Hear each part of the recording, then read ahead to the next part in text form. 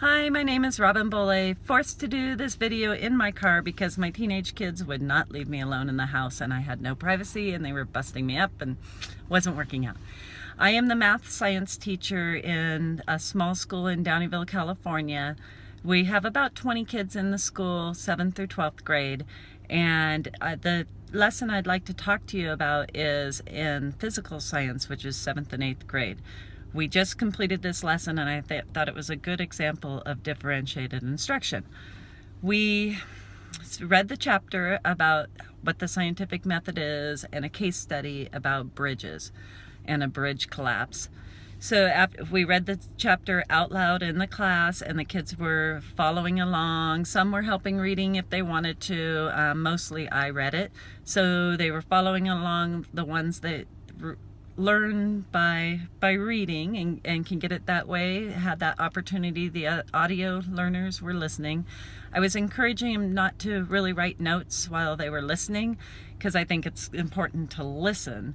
And then afterwards in our discussion, I had them jot down some of their notes.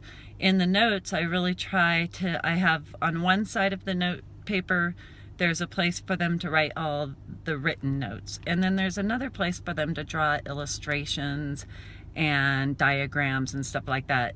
And the bottom of it, it's where they summarize the whole thing we were talking about. I really like these notes. They're working really well. And the drawing part, the illustrations and stuff are really, I think, being helpful in the kids actually learning or remembering what they're learning. So after we did the text, read through the whole textbook or the chapter and discussed it, we did a little hands-on activity about what shapes are most rigid. So I gave them strings and straws and had them go in groups, and we worked on which shapes were most rigid and came up, of course, that the triangle is, or any shape that is based on the triangle. Then today was our next time to meet, and we reviewed the bridge collapse and we talked more about bridges. We have a structural engineer coming in on Monday to talk to them more about building bridges and earthquake safety.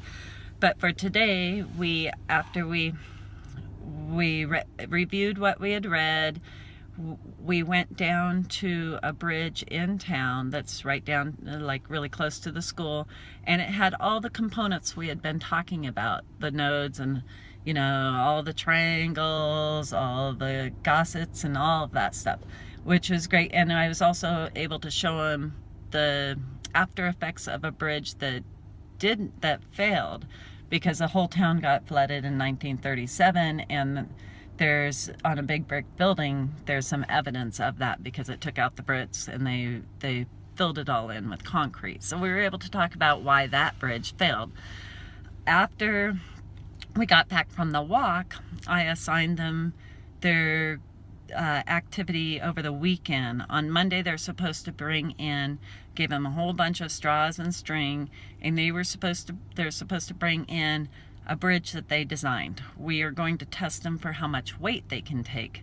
There's a lot of other things about bridges that, you know, we haven't done anything about the arches or any of that kind of bridge, but this was a really good way to show. The whole time we kept talking about, you know, what is our hypothesis on what's the most rigid shape. Some of them already knew, but we tested that.